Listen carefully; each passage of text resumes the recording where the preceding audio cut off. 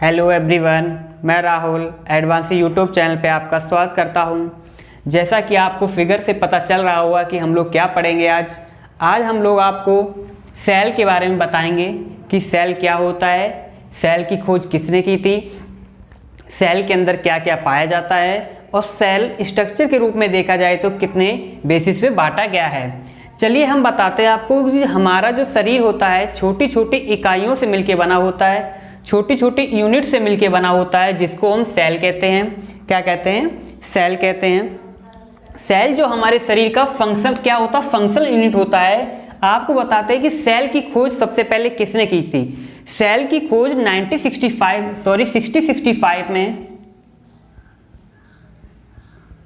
6065 में Robert Hooke ने किसने की थी? रॉबर्ट हुक ने सबसे पहले इसकी खोज की थी। किसकी? सेल की। लिखते हैं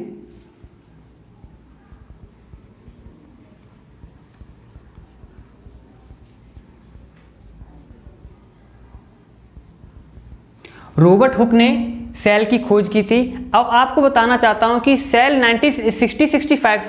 6065 में सेल की खोज हो गई। उसके बाद क्या हुआ? अच्छा, बताते एक वर्ड और है कि जो सेल है ये कहां से लिया गया है। सेल हिंदी में बोलते कोशिका।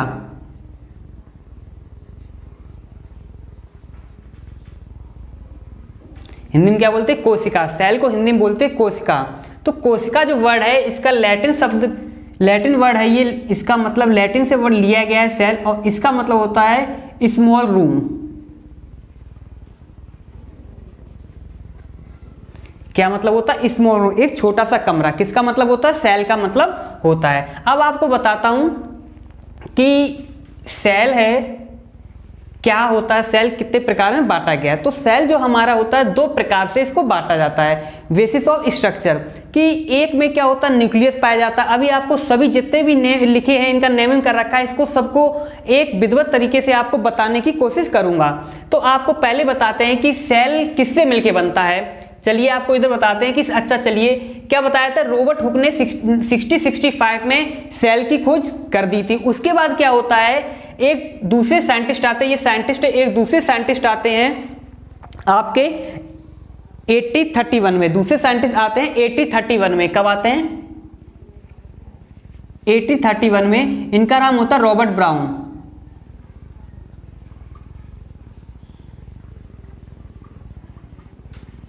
इन्होंने किसकी खोज की? इन्होंने की थी न्यूक्लियस की खोज। इन्होंने बताया था कि सेल के अंदर एक पार्ट होता है सेल का ही, सेल के अंदर, उसका क्या नाम है? न्यूक्लियस। आपको यहां दिख रहा होगा, ये दिख रहा है न्यूक्लियस।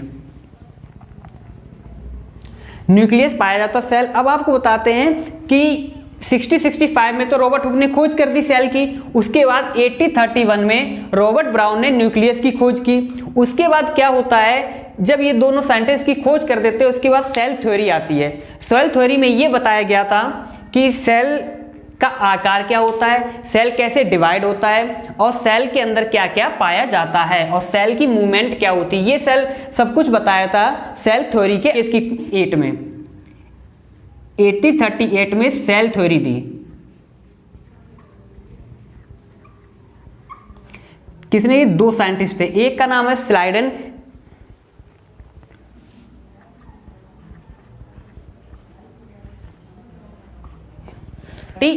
थ्योरी की खोज की थी 8038 में। दो साइंटिस्ट थे, एक का नाम स्लाइडन, एक का स्वान। इन दोनों साइंटिस्ट ने मिलकर सेल थ्योरी प्रतिपादन किया है। सेल थ्योरी के अंदर बताया गया है कि सेल कैसे कैसे डिवाइड होता है, सेल का मूवमेंट क्या होता है और सेल एक इंडिविजुअल इकाई है। इसका मतलब क्या है कि सेल अपना स्वयं सब कुछ काम कर लेती है। ये मतलब हुआ। किसने दिया था? स्लाइडन है, स्वान ने। तो देखिए रॉबर्ट हुक ने तो सबसे पहले खोजा था, सेल के बारे में बताया। रॉबर्ट ब्राउन ने 8031 में न्यूक्लियस बताया कि न्यूक्लियस पाया जाता सेल के अंदर। और सेल थ्योरी आई है 8038 में। दो साइंटिस्ट मिलकर खोज किए, स्लाइडन एंड स्वान ने। चलते हम लोग आगे बढ़ते हैं। तो आपको बताना चाहता हूं कि एक साइंटिस्ट और आए थे, पुरकिंजे। क्या नाम था? पुरकिंजे। उनके बारे में भी आपको बताते हैं। उन्होंने किसकी खोज की आपको बताते हैं। उन्होंने खोज की है प्रोटोप्लाज्म की।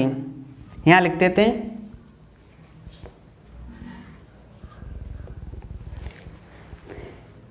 8039 में पुरकिंजे साइंटिस्ट ने किसकी खोज की है?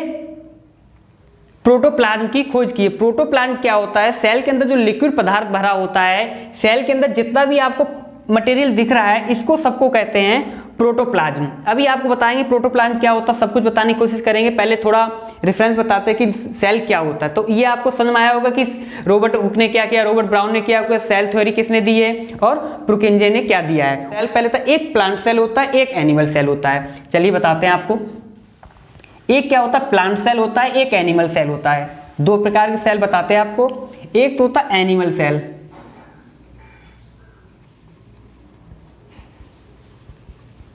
एक क्या होता है? Plant cell.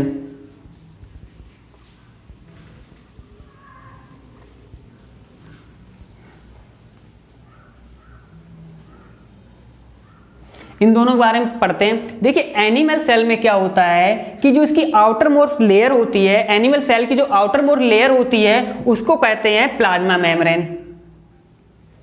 क्या कहते हैं?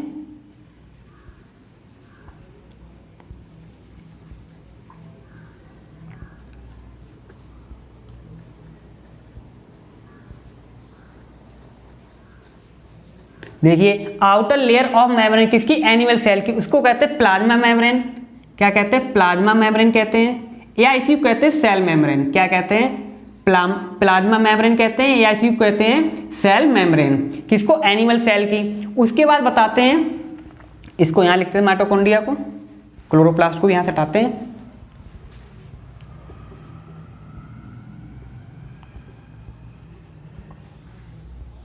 माइट्रो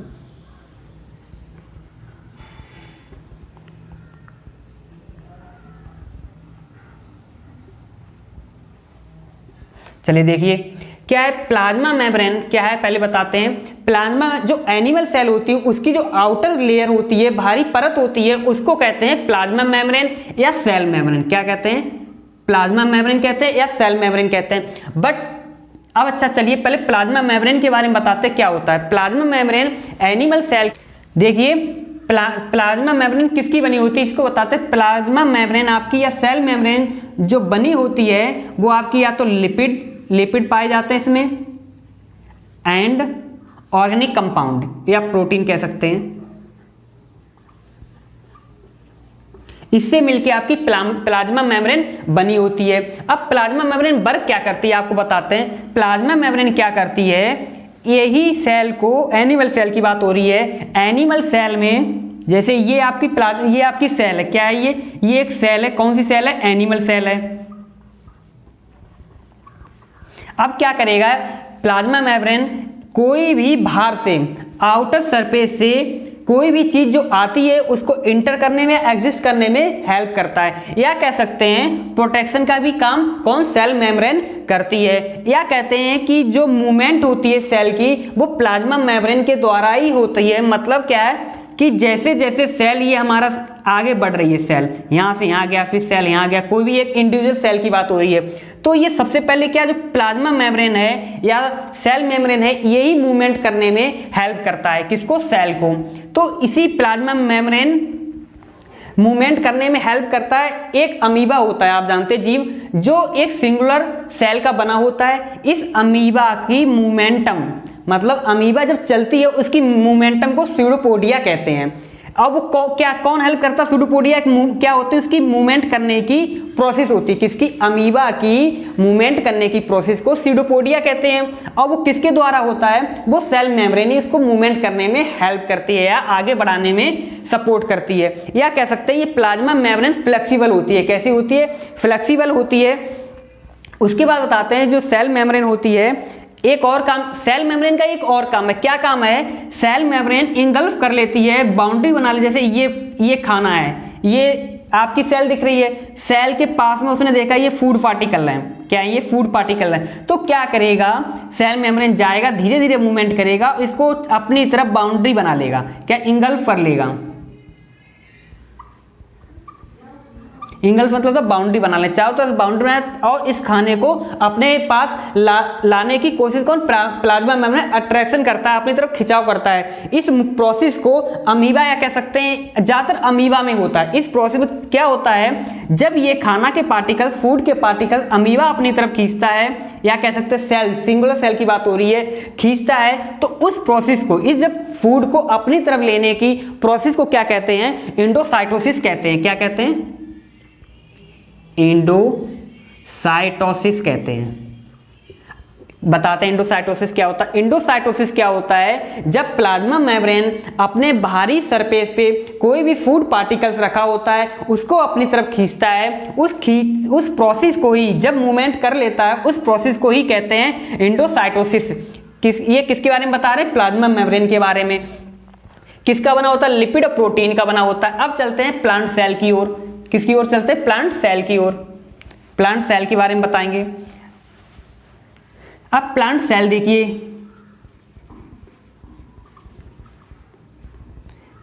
अब प्लांट सेल देखेंगे। देखिए प्लांट सेल जो होती है, इसकी बाहरी, प्लांट की बाहरी सरफेस की जो लेयर होती है सेल की, उसको कहते हैं सेल वॉल। क्या कहते हैं, सेल वॉल कहते हैं। एनिमल सेल की आउटर सरफेस को सेल मेम्ब्रेन कहते हैं, और प्लांट की सेल की आउटर मोस्ट सरफेस को क्या कहते हैं, सेल वॉल कहते हैं। अब ये सेल वॉल किससे मिलकर बना होता है, ये सेल वॉल हमारा सेलुलोज से मिलकर बना होता है। किससे बना होता है, सेलुलोज। कोई पूछे आपसे कि सेल वॉल किसकी बनी होती है, सेलुलोज से मिलकर बनी होती है। और मैंने बताई थी प्लाज्मा मेम्ब्रेन किससे, लिपिड और प्रोटीन से मिलकर बनी होती है। ये एक थोड़ा क्या होता है आपको बताते हैं, एनिमल सेल की जो मेम्ब्रेन होती है वो फ्लेक्सिबल होती है, थोड़ी सॉफ्ट होती है, बट प्लांट सेल की जो सेल वॉल होती है वो हार्ड होती है। किसकी कंपेयर में, सेल मेम्ब्रेन की कंपेयर में देखा जाए। ये किसकी बनी होती है, सेलुलोज। आपसे पूछा जाएगा कि सेल वॉल किसकी बनी होती, तो आप बताओगे सेलुलोज की बनी होती है। उसके बाद आगे बढ़ते हैं। अच्छा, सेलुलोज में क्या पाया जाता है, कॉम्प्लेक्स सब्सटेंस पाया जाता है। क्या पाया जाता है, कॉम्प्लेक्स सब्सटेंस से मिलकर है, ये कॉम्प्लेक्स सब्सटेंस से मिलके। और ये क्या करता है, सेलुलोज क्या करता है, सेल वॉल को स्ट्रेंथ देने का काम करता है। क्या करता है, स्ट्रेंथ, मजबूती देने का काम करता है।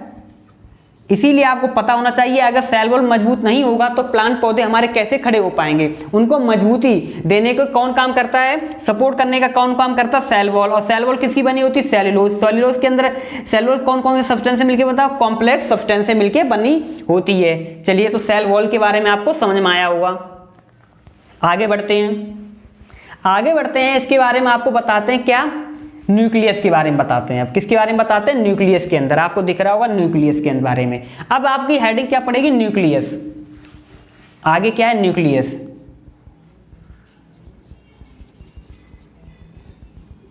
देखिए न्यूक्लियस के बारे में बताते हैं। न्यूक्लियस क्या होती है, सेल की मेटाबॉलिज्म एक्टिविटी को कंट्रोल करने में हेल्प करता है। जितनी भी एक्टिविटी सेल के द्वारा की जाती है वो किसके द्वारा की, सेल में जो जितनी भी एक्टिविटी होती है वो किसके द्वारा होती है, एक्टिविटी है, लिख देता हूं,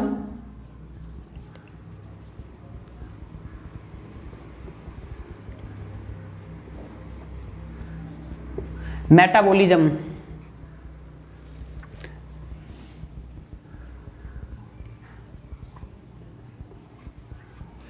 न्यूक्लियस क्या करता है, हमारी सेल की मेटाबॉलिज्म एक्टिविटी को कंट्रोल करता है, या कह सकते हैं कि सेल का ब्रेन भी कह सकते हैं, या सेल को कंट्रोल करने का कौन सा पार्ट होता है, न्यूक्लियस। तो न्यूक्लियस का मेन क्या होता है कि ये कंट्रोल करता है। क्या करता है, कंट्रोल करता है सेल को, कि सेल में क्या होना है, कब खाना लेना है, कब क्या करना है। सभी एक्टिविटी को कंट्रोल करने का काम किसको दे रखा है, सेल ने न्यूक्लियस को दे रखा है। अच्छा, न्यूक्लियस के अंदर आपको बताएं एक लिक्विड पाया जाता है इसके अंदर। जैसे ये न्यूक्लियस हुआ, आपको पूरा बताते हैं, ये न्यूक्लियस है। अब न्यूक्लियस के अंदर द्रव पदार्थ होता है, इसी में आपके क्रोमोसोम पाए जाते हैं। क्या पाए जाते हैं, क्रोमोसोम पाया जाता है।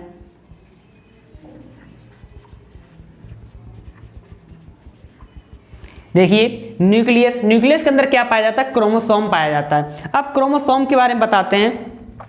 ये लिक्विड पदार्थ होता है साइटोप्लाज्म, उसके अंदर आप क्रोमोसोम, न्यूक्लियस के अंदर क्रोमोसोम, पहले न्यूक्लियस मिलेगा उसके अंदर आपको क्रोमोसोम मिलेगा। क्रोमोसोम में आपको क्या होता है, ये वर्क क्या करता है, क्रोमोसोम का वर्क होता है inheritance parents to other generation, generation के अंदर पहुंचा देता है कौन, क्रोमोसोम, किसके माध्यम से, डीएनए के माध्यम से। और डीएनए की सबसे छोटी स्मॉलेस्ट यूनिट के बारे में अगर कोई पूछे,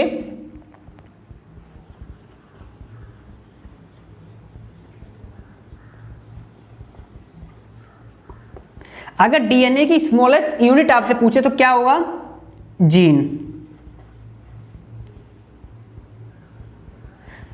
स्मॉलेस्ट यूनिट किसकी है, डीएनए की। देखिए पहले न्यूक्लियस, न्यूक्लियस के अंदर क्या पाया जाता है, क्रोमोसोम पाया जाता है, लिक्विड पदार्थ। क्रोमोसोम कैसे होती हैं, एक ऐसे टाइप की होती हैं, ठीक। इन्हीं में आपके क्या पाया जाता है, डीएनए जगह जगह पे। और डीएनए क्या करता है, आपके डीएनए के माध्यम से ही आप किसी भी पेरेंट्स को और दूसरे उसके चिल्ड्रन जो होते हैं उसमें जितनी भी एक्टिविटी पाई जाती हैं। देखिए ये रही आपकी डीएनए की full form. DNA full form क्या होती है, डीओक्सीराइबो न्यूक्लिक एसिड, ये सी एसिड, ये किसकी फुल फॉर्म है, डीएनए। डीएनए वर्क क्या करता है, ये बताया था, इंफॉर्मेशन पहुंचाने का वर्क करता है। और इसकी स्मॉलेस्ट यूनिट कह सकते हैं, इसी को कह सकते हैं फंक्शनल यूनिट। इसी क्या कह सकते हैं, डीएनए की फंक्शनल यूनिट। डीएनए की क्या कह सकते हैं, डीएनए की फंक्शनल यूनिट भी कह सकते हैं, स्मॉलेस्ट यूनिट भी कह सकते हैं, इसको जीन को कह सकते हैं। तो आपको समझ में आया होगा कि डीएनए क्या होता है, इंफॉर्मेशन पहुंचाने का वर्क करता है एक पेरेंट्स से दूसरे जनरेशन, पेरेंट्स के जनरेशन तक। चलिए अब आगे। अच्छा बताते हैं, ये डीएनए के अंदर जो एक मटेरियल भरा होता है उसको क्रोमेटिन कहते हैं। इसके क्रोमोसोम के अंदर एक क्रोमेटिन मटेरियल के अंदर डीएनए पड़ा होता है। क्रोमेटिन मटेरियल क्या होता है, एक ऐसा लिक्विड पदार्थ, चिपचिपा पदार्थ जो डीएनए जिसमें पाया जाता है। तो देखिए सबसे पहले न्यूक्लियस के बारे में बताया। क्रोमोसोम क्या कहता है, एक जनरेशन से दूसरे जनरेशन तक उसकी जितनी भी क्वालिटी या प्रॉपर्टी होती है पिता की बच्चे में पहुंचाने का क्रोमोसोम करता है। किसके माध्यम से, थ्रू डीएनए। उसकी फंक्शनल यूनिट या स्मॉलेस्ट यूनिट क्या कहते हैं, जीन। और डीएनए की फुल फॉर्म क्या होता है, डीओक्सीराइबो न्यूक्लिक एसिड होती है। ये किसमें, डीएनए किसमें पाया जाता है, क्रोमेटिन मटेरियल के अंदर ये सब कुछ पाया जाता है। तो ये हो गई न्यूक्लियस की पूरी बात। किसकी होगी, न्यूक्लियस की बात। तो अब हम चलते हैं आगे दूसरे पॉइंट की ओर। चलिए माइटोकॉन्ड्रिया की ओर चलते हैं। माइटोकॉन्ड्रिया को कहते हैं power house of the cell. क्या कहते हैं,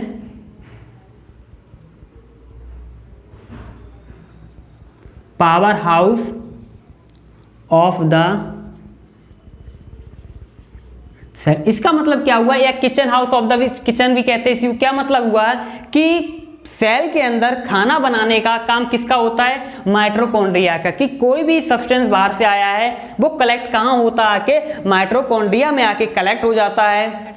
माइटोकॉन्ड्रिया कहते हैं एनर्जी गिवन। ये एनर्जी भी देता है, किसको, पूरी सेल को एनर्जी देने का भी काम कौन करता है, माइटोकॉन्ड्रिया ही करता है। अच्छा, जो एनर्जी की फॉर्म होती है, माइटोकॉन्ड्रिया की जो एनर्जी की फॉर्म होती है वो किस फॉर्म में देता है, एटीपी के फॉर्म में देता है। किसके फॉर्म में देता है, एटीपी के फॉर्म में देता है। अब एटीपी की फुल फॉर्म पूछा जाता है कि, चलिए एटीपी की ओर। एटीपी क्या होता है, माइटोकॉन्ड्रिया एनर्जी रिलीज करता है। जो एनर्जी रिलीज करने की फॉर्म होती है वो एटीपी कहलाती है। एटीपी फॉर्म होती है एडेनोसाइन ट्राइफॉस्फेट।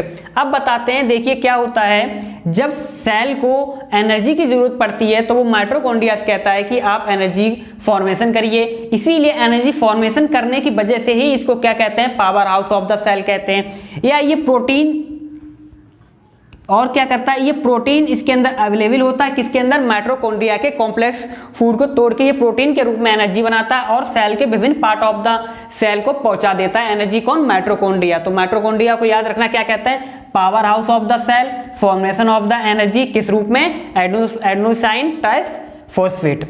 चलते दूसरे टॉपिक की ओर। तो समझ में आया होगा माइटोकॉन्ड्रिया के बारे में आप लोगों को। चलिए हम मिलते हैं नेक्स्ट वीडियो में, तब तक को इसको यही समाप्त करते हैं। जितना भी पार्ट रह गया सेल का नेक्स्ट वीडियो में आप लोगों को बताएंगे, अच्छे से समझाने की कोशिश करेंगे भी। कोई भी प्रॉब्लम हो आप कमेंट करके पूछ सकते हो। तब तक के लिए थैंक यू, जय हिंद।